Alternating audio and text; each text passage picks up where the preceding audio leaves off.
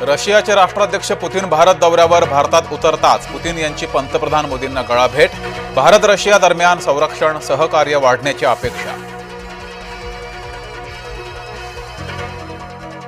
Vladimir Putin यांची dinner diplomacy, पंतप्रधान मोदींसह अमित शहा उपस्थित राहणार। राहुल गांधींनाही आमंत्रण। नाशिकच्या तपोवनमधील झाडं तोडण्याला विरोध, मग बकरी ईदला बकरे कापण्यास विरोध का नाही? नितेश राणेंचा सवाल।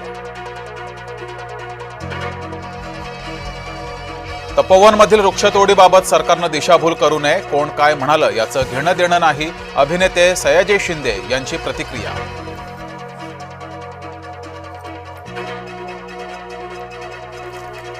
डॉक्टर गौरी गर्जा आत्महत्या प्रकरणी एसआयटी समिती गठीत, महिला आयपीएस अधिकारी समितीच्या अध्यक्षा, पोलीस उपायुक्त रागसुधा आर सह 7 अधिकाऱ्यांची समिती।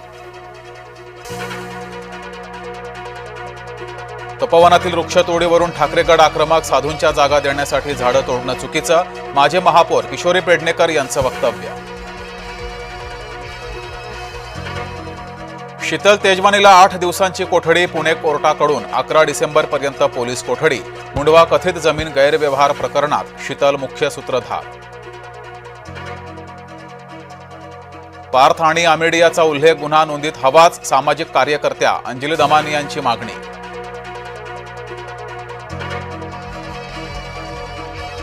ठाण्यात गुंडाकडून महिलेला शिवीगाळ, फेरीवाल्याच्या गाडीवर कर्मचाऱ्यांना मारहाण, अखेर गुन्हा दाखल।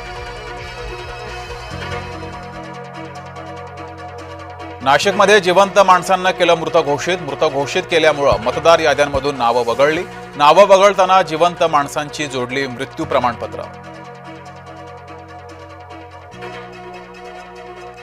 हिवाळी अधिवेशन संपताच रखडलेल्या निवडणुकांची घोषणा होण्याची शक्यता, सूत्रांची जय महाराष्ट्रला माहिती।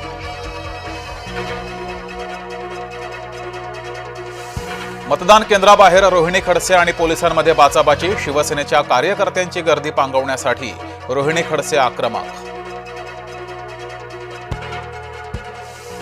मुंबईला ओरबाडलं जात आहे, किशोरी पेडणेकरांचा आरोप। मुंबई मनपातील कामांबाबत जनता नाराज, भाजपाचा पलटवार। नवी मुंबईतील राखीव भूखंड सिडकोनं बिल्डरांच्या घशात घातल्याचा मनसेचा आरोप।